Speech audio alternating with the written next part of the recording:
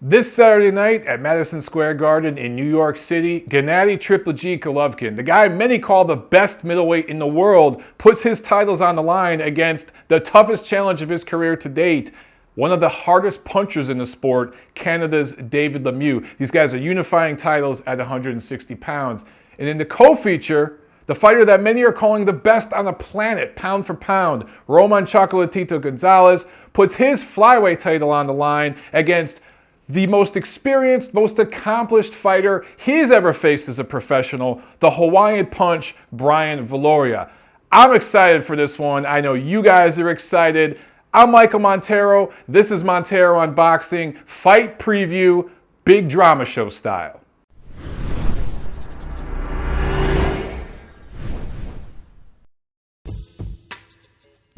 Let's talk numbers. Now, they list Gennady Golovkin at 5 feet 10 inches tall. I personally think he's probably more like 5'10". They tend to add an inch sometimes in boxing. He has a 70-inch reach. He's 33 and a half years old. His professional record, 33-0 with 30 knockouts. Triple G has boxed 146 rounds as a pro. He has a 91% knockout percentage. That's one of the highest in the sport right now. But before he went professional, he had an amateur record of 345 wins and 5 losses. There are some sources out there that say he had 8, maybe 10 losses, but either way you slice it, a great amateur career that culminated in a silver medal in the 2004 Olympic Games in Athens, Greece. Now, David Lemieux, they list him at 5'9". 70-inch reach as well. He's 27 years old, almost about 6.5, 7 years younger than his opponent, Golovkin. His professional record, 34-2 with 31 knockouts. Lemieux has boxed 120 rounds as a pro. He has an 86% knockout percentage, again, among the highest in the sport. As an amateur, he was 91-12, and he won the Canadian Amateur Championships 3 times. Now let's talk about the co-feature and look at the numbers behind Roman Gonzalez and Viloria. Gonzalez stands at 5'3" with a 64-inch reach. He's 28 years old, 43-0 with 37 knockouts as a pro. Gonzalez has boxed 184 professional rounds, an 86% knockout percentage. I'm starting to see a theme here with these knockout percentages. Maybe it's just me, but there's a theme to this card. Gonzalez was 88-0 as an amateur. Viloria stands a little bit taller at 5'4", 66-inch reach. He's a little bit bigger than Gonzalez as far as his frame. 34 years old, roughly 6 years older than Gonzalez. It's very similar to the main event in terms of age difference. Viloria's record as a pro, 36-4 with 22 knockouts. He's faced just about everybody over this last decade or so. 311 rounds boxed as a professional. Only a 52% knockout percentage, but that's very misleading. Viloria, they don't call him the Hawaiian punch for nothing. This guy punches with power, and he has a very good, sneaky left hook. Before going pro, Viloria was a decorated amateur, going 230-8, and he was an Olympian as well. There you have it. That's all the numbers behind the 2 big fights on this card. Now let's get into the keys to victory. Let's start with the underdog in the main event, David Lemieux. He has to get respect early. He's got to come out there and use his, what I believe to be superior hand speed to get to Gennady. He's got to back Golovkin up. Triple G is used to coming forward and stalking his opponent. He's almost had a Tyson-esque like intimidation factor so far with his opponents, and he's not used to fighting going backwards. Lemieux has to charge at him, get respect early on, and if he can, back Golovkin up, make him uncomfortable. Although Lemieux is the less accurate puncher of the two, I believe he's got the faster hand speed and probably the better left hook, the harder, crisper left hook of the two. And I think for Lemieux, it's about quantity over quality when it comes to punches. Let me explain what I mean by that. He just has to put pressure on Golovkin and land shots. It doesn't matter if they land to the shoulders, to the gloves, to the forearms. As Golovkin covers up, he keeps his chin tucked. But there are times where Golovkin can be countered, and several fighters have shown this. Most recently, Willie Monroe Jr. We know Golovkin was kind of playing around in that fight, but Triple G is not that hard to hit. He is, however, hard to hit cleanly on the jaw because he does keep that chin tucked so well. It's one of the best things he does defensively. So for Lemieux, it's about quantity over quality. Land punches, get to Gennady, push him backward, pressure him, and of course, if you can, work the body. Another thing with Lemieux, he has a tendency to dive straight in and back straight out. He needs to make sure that he doesn't do that against Golovkin because he's going to get nailed on the way out once Triple G gets his timing down. He's got to give some angles, and the most important thing I think offensively for Lemieux is to switch up the speeds and the velocity of his punches. You know, he has a tendency to punch with the same speed, almost full speed with every shot, and the same velocity. It's okay to come out guns blazing, but he's got to change up the speed. He's got to be like a Major League Baseball pitcher where you can't throw a fastball every time. You got to throw some curveballs in there, and he's got to feint. He's got to feint on his way in. He's got to have a couple different speeds, or else it's only going to take a round or two for Golovkin to get his timing down. It's very, very important. Now, for Triple G, it's kind of the opposite of what I said for Lemieux. He has to start slow. He has to remain defensively responsible. He has to keep his right hand up, looking for David Lemieux's left hook, because Lemieux's going to want to nail him with that left hook. He's got to work behind his jab, keep the chin tucked, keep his right hand up. Look, Golovkin is the much better boxer of the two. Much better balance. He's always got his hips under him. He's always very, very balanced, and he needs to use those better fundamentals, those better tactics to let Lemieux come to him, which it's not going to be hard. Lemieux's going to come charging. Let Lemieux come to him, cover up, let Lemieux work, get off a little bit, and wear himself down and start countering. For Lemieux, I said it's quantity over quality. For Triple G, it's the exact opposite. It's quality over quantity. Again, he's the more accurate puncher. So use that accuracy to land precise counters. Give Lemieux something to think about when he starts charging in. Then, toward the middle rounds, when Golovkin starts to get his speed and all that, when he has that all gauged, then he can start being a little more offensive-minded. But early on, use that accuracy. It's about quality of shots over quantity. Even if Gennady has to give up a couple early rounds, that's the better way to go about this fight for him. Once he has that timing down, in the middle rounds, he can start to get more offensive. He can start to land his hard shots. And I believe he can catch David Lemieux diving in. Lemieux has this thing he does. He has a habit of diving in and throwing a straight right hand to the body. It's something I saw him do repeatedly with Gabe Rosado. I recently watched Triple G and Lemieux both fight their fight with Gabe Rosado. That's the one like opponent that they've had recently. And I noticed that Lemieux did that a lot with Rosado. If he starts getting lazy and starts getting desperate and starts coming in with those straight rights to the body, Gennady can absolutely time that and counter it effectively. But he's got to start slow, got to start measured, and use his accuracy and his skills. Now in the co-feature, let's start with the underdog again, Brian Viloria. He's also, just like Lemieux, it's very, very similar, these two fights, the main event and the co-feature. He's got to get respect early on as well. He cannot let Roman Gonzalez bully him.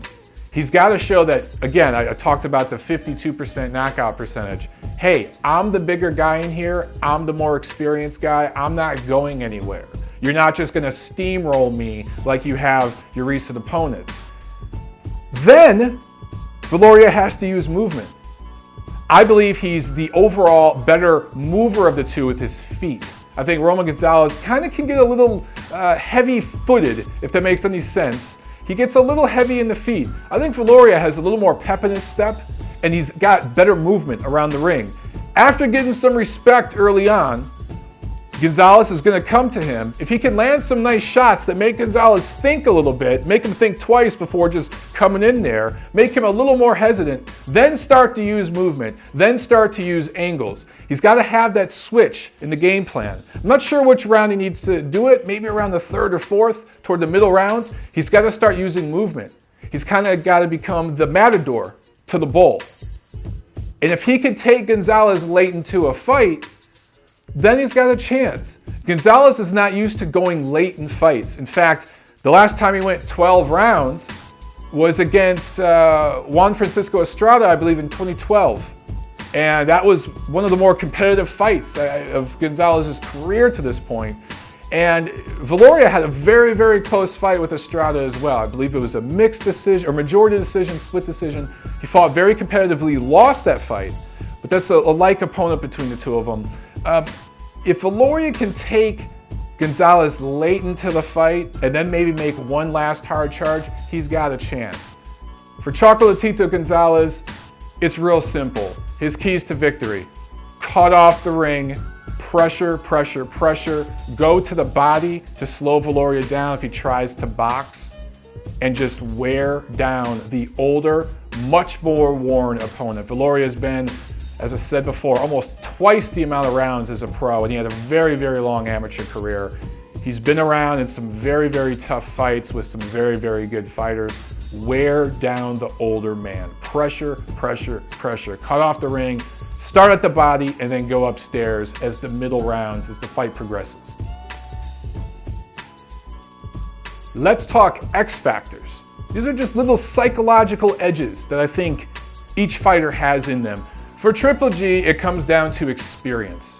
I talked about the amateur career, 300 plus amateur fights, fighting in the Olympics, fighting every style out there, the best fighters in the amateurs from all around the world before he even went pro. And as a pro, Golovkin has fought the better fighters than Lemieux. On top of all that, Golovkin has fought all over the world. He's fought in Germany, Panama, Kazakhstan, Ukraine, all over the United States, right? New York, Los Angeles. And he's fought at the Garden 3 times already. He's 3-0 in the Garden with 3 knockouts. To me, that's his biggest X factor in this one. Now for David Lemieux, his biggest X factor is there's no pressure on him. He's supposed to lose. He's I think a 90-1 dog on some odds out there at some of the betting sites and stuff like that. He's supposed to get rolled over by this guy, right? So there's no pressure. Let it all hang out. All the pressure is on Golovkin. He's the A side. There's pressure on him not just to win, but to win convincingly because the stakes are so much higher. This is his first pay-per-view. There's huge negotiations. We're talking tens of millions of dollars down the road, depending on his performance Saturday night. So all the pressure's on your opponent. If you're Lemieux, you can be relaxed in there. Go out there and do your thing and give it 100%. Another thing for Lemieux that's in his favor is he's the bigger guy. He's the naturally bigger guy. Even though Lemieux started as a pro at junior middleweight and moved up to middleweight, whereas Golovkin has fought his entire career as a middleweight, people forget Golovkin was a pro. He began his pro career at an advanced age. Lemieux started his pro career. He kind of didn't want to go for the Olympics in the Canadian amateur system. He just wanted to get right to the pros because his style was very, very suited for the pros. So he went right into it at a young age. And he's learned on the job with some early losses while he was still a young fighter. He's the naturally bigger guy. I think 30 days, the 30-day weigh-in that champions have to do. It's a mandatory thing. I believe, I want to say, I don't remember exactly, but Lemieux weighed in about, I think, 175. Golovkin weighed in about 165. Lemieux's the bigger guy. Use that. Again, quantity over quality. Go in there and just land shots. You're the bigger guy. Go all out. There's no pressure. What do you have to lose? For Chocolatito Gonzalez, biggest X factor here is he's fought 2 guys that beat Brian Viloria. I talked about Juan Francisco Estrada before. There was also his last fight, Edgar Sosa, who he just steamrolled in his HBO debut. Those 2 guys beat Viloria. Now, again, those were split decisions, majority decisions. They were kind of controversial. Some people out there, many people out there, feel that Viloria won those 2 fights. But Gonzalez dominated. Now, the fight with Estrada was competitive, but he decisively won. And he just destroyed Sosa, so that's a big mental edge for him going into this fight. Also, the power edge. Now, I do think Viloria's power is underrated, but I gave you the knockout percentages before. Gonzalez is going in here knowing he has the edge in power, and he's going up against a guy that has a few losses on his record. Big X-factor psychological advantage for him. For the Hawaiian punch, again, it's very similar to the main event. There's no pressure here. He's expected to lose. Many people out there are putting Roman Gonzalez as the #1 pound-for-pound guy, and there's a certain amount of pressure that comes with that. All the pressure's on Gonzalez, so if you're Viloria, let it all hang out. You got nothing to lose here. Another thing, Viloria is way more experienced. I talked about all the professional rounds he's boxed, but also the amateur career. But as a pro, he's faced much better opposition to date. That's why I, for one, don't rate Gonzalez #1 pound-for-pound just yet. He hasn't faced enough top guys, in my opinion. Viloria has. He's been in those tough, knockdown, drag-out type of fights. He knows what he's got in here, and he can use that as a psychological edge Saturday night. It's time, ladies and gentlemen, for my predictions. Before I get into the fights themselves, I want to talk about the actual pay-per-view and how I think it's going to perform. Look, we already know the fight's going to be a sellout. There's going to be 18,000 fans packed inside Madison Square Garden. The thing's going to be a sellout. But how is it going to sell? Now, Tom Loeffler has gone on the record, Tom Loeffler with K2 Promotions, and said that anything over 200,000 buys would be a success. And everybody would make money. Everybody would be happy on both sides with 200,000 buys. That's going to be tough because not only does this pay-per-view come in between Mayweather's pay-per-view last month and the Cotto-Canelo pay-per-view next month, which is the last big pay-per-view of the year that many boxing fans are saving their money for. Not only does this pay-per-view come in a year where fans have already been asked to pay $100 for Mayweather-Pacquiao earlier in the year. But we're at a time of year now where baseball is in the middle of the playoffs, right? The divisional series and the Major League playoffs are starting, I believe, this weekend, late this weekend. And then you got football, basketball, like all the winter sports are kicking in. So there's a lot of competition here. What helps is that this is a very good card, top to bottom, with a nice co-feature with some interesting fighters on the undercard, and the price tag is $50. So my official prediction is that this card is going to outperform what the guys at K2 and the guys at Golden Boy are projecting. I'm gonna go 300,000 buys with this pay-per-view. And these promoters will actually release the numbers, unlike some other promoters out there. Two fights I haven't talked about on this card. Undefeated Cuban heavyweight Luis Ortiz. He's 22-0. He's going up against a guy I've never heard of, Matias Ariel Vidondo of Argentina, who's 21-1. Nice record, but it's all in Argentina against stiffs. So I look for Luis Ortiz to score an early rounds knockout. For Ortiz, this is a big opportunity for this guy. He's had some trouble. He's tested positive for banned substances before and had some fights that were in jeopardy. He's had some trouble. This is a big chance for him on HBO airwaves to do something big because he's ranked in the top 10 in several of the sanctioning bodies. If he can get an impressive win here, it could set up a championship opportunity for him, maybe late next year against Vladimir Klitschko. The other fight in this card, Tureano Johnson, who's 18-1, is going up against Eamon O'Kane, who's 14-1. He's of Ireland. Tureano Johnson is an American, I believe of Caribbean descent. This is a middleweight fight for, I believe, the mandatory spot for the title that David Lemieux currently holds. So the winner of this fight gets to face the winner of the main event sometime next year. I look for Tureano Johnson to score a mid-rounds knockout here. This is a huge opportunity for him. Again, a lot like Ortiz, but even more so. If he looks good on this card, it sets up a fight with the winner between Golovkin and Lemieux next year. That's a guaranteed payday for him. It could be a 7-figure payday depending on how things play out. But at least you're talking $500,000 or something if he gets a win here. So he's got to look good. He knows that. I look for Johnson to score a TKO maybe around the 5th round. Now for Gonzalez Viloria, I actually think Viloria is going to win a couple early rounds and test Gonzalez more than any other fighter has in his career to date as a professional. I would be very, very surprised if Gonzalez simply just mows through Viloria the way he has with some other recent opponents. If he does do that, I'll put him pound for pound #1 on my list.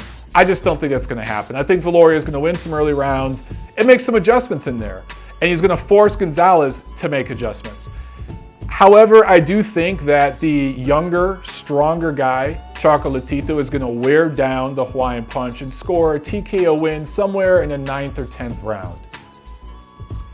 And the main event, the fight everyone's talking about.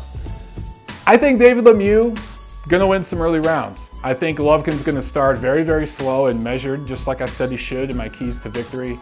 I think Lemieux is going to come out with a lot of aggression and just on sheer volume. He's going to win some rounds. I think Golovkin might actually score the bigger, crisper, more accurate shots in those early rounds, but Lemieux is going to land so many more punches. He's going to throw so many more. I just think on aggression and volume, he's going to take some early rounds. But, you know, Golovkin is just so superior in terms of his fundamentals, and he's got so many different levels. We're actually going to get to see Golovkin be forced to make adjustments in the ring in this fight. Lemieux is that good that he's going to force Golovkin to do that. We're going to actually get to see Golovkin raise his game from here to here. And that's why this is such a great matchup. I think in the middle rounds, Golovkin will make his adjustments and just start systematically wearing Lemieux down. And I look for a 7th round, possibly 8th round TKO win for Triple G. What's next? Well, look, if all my scenarios play out, okay, let's just hypothetically say all my scenarios that I stated in my predictions play out. Golovkin would be seen as a pay-per-view guy from here on out. Now, that doesn't mean he's going to only fight on pay-per-view, right? We talked about the Tureano Johnson fight. A fight against Tureano Johnson, a mandatory type of fight, even a unification fight against an Andy Lee, who fights Billy Joe Saunders, I believe, in December. I think those fights will be on regular HBO. But obviously, a fight against any other name, whether it's the Cotto Canelo winner, whether it's Andre Ward, which I don't believe that fight will happen, but even if somehow a miracle is performed and the winner between Jacobs and Quillen ends up fighting Golovkin, those type of fights, they're going to be on pay-per-view here on out. I will say this, if the fight does 250,000, 300,000 buys or more, that definitely bumps Andre Ward out of the equation. Andre Ward is still 50-50. He could possibly fight on a Cotto Canelo undercard as a light heavyweight. His last fight was as a light heavyweight. I think he's starting to realize more and more there's no way a fight with Golovkin is going to happen unless he makes serious concessions, and Andre Ward just doesn't do that. So I think he's moving up to light heavyweight to chase Sergey Kovalev.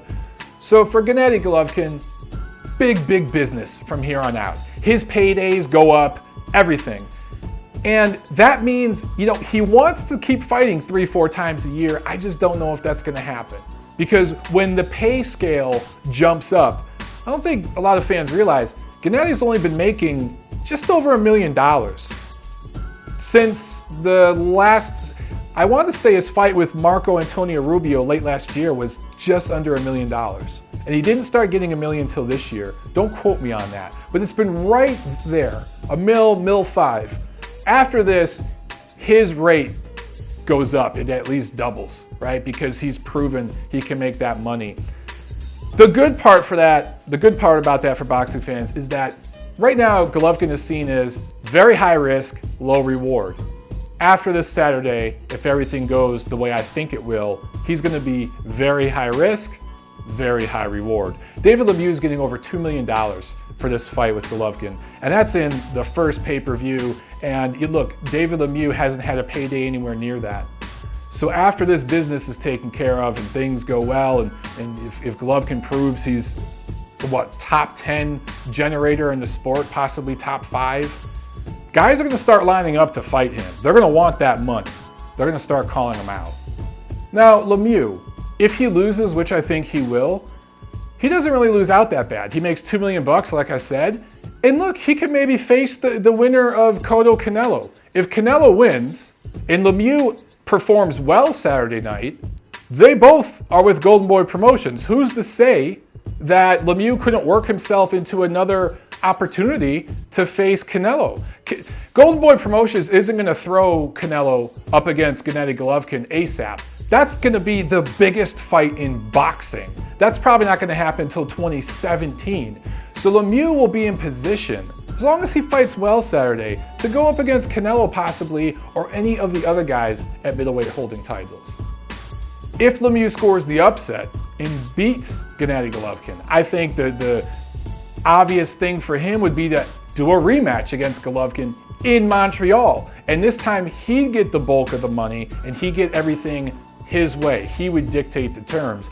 And a rematch would be huge. For Roman Gonzalez, if he wins and looks really, really good, as I said before, if he just mows down Brian Viloria, it makes him look average, I think he justifies the #1 pound-for-pound ranking in the sport right now. Many already put him there. I think it's a bit premature. I think he needs to make a statement to earn that ranking. And he would if he just went through Viloria. If he struggles but scores a decisive victory against Viloria, let's just say for the sake of argument, it goes all 12. I don't know if he's going to earn the #1 spot with that type of a win, but he'd certainly be #2, #3 consensus pound for pound. Either way, as long as he wins, it sets up a rematch next year with Juan Francisco Estrada. As I mentioned before, they fought a competitive fight in 2012. That was at junior flyweight. Since then, Estrada's gone up to flyweight and won titles. So now that they're both at flyweight, they could do a rematch next year on HBO to unify the flyweight division and really create a lineage there. This would be for the ring title, it'd be for all the marbles at flyweight. And I'm sure they'd put it as the co-feature with Golovkin's next fight. It'd be a really, really good flyweight fight. For the Hawaiian Punch, Brian Viloria, if he were to score the upset over Gonzalez, and boy, this would be an upset, he'd probably have the upset of the year. He'd have that award locked down. But more significantly for him, I think this would be the signature win of his career, obviously, right? Viloria is one of those guys that's had some good wins. He's had some close losses as well. He's kind of always been on the cusp of doing big things, right? He's of Filipino descent. And there's other guys out there like Nonito Donaire, obviously Manny Pacquiao, who have had a lot more fame and fortune than him and won a bunch of awards. This would be his chance to kind of get on the Mount Rushmore of Filipino boxing history, as my friend Steve Kim always says. If he were to get this win, I'm not saying it makes him a Hall of Famer, but right now, obviously, Brian Viloria is not a Hall of Fame level fighter. But if he were to get this win, it arguably puts him on the bubble for the Hall of Fame. It'd be arguable, okay? So this is a big, big thing. And obviously, it set up huge business for him. There'd be a rematch he could negotiate with Juan Francisco Estrada, because Estrada beat him in a very, very close fight that many, many people feel Viloria won. So maybe he could try to get a rematch with him to unify titles at flyweight as well. Either way it pans out, I think that the winner between Gonzalez, Viloria will face Estrada next year to completely unify the flyweight division.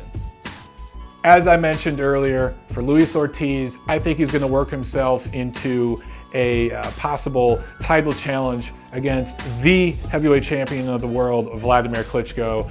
There's no way he's going to fight Deontay Wilder because that's Al Heyman land, and because Ortiz is with Golden Boy, that fight ain't going to happen. So If he looks really, really good, he jumps up in the top 5 of the rankings and puts himself in a position where possibly his next fight will be to earn a mandatory spot at the champion. So there's a lot of potential money at stake for Ortiz. And as I mentioned before, Tureano Johnson, he's got to look good, he's got to get the W, and then he secures a nice payday, a nice HBO championship boxing fight for him next year against the Golovkin-Lemieux winner. There you have it, boxing fans. I gave it all to you on a silver platter. I don't know what else needs to be said. I can't wait for Saturday night, but I also want to hear what you got to say. Comment below, let me know what you think, and let's get the conversation started. Just a few more days till what I think will be 2 potential fights of the year on the same night. When's the last time that happened in boxing? It is a great time to be a boxing fan, man.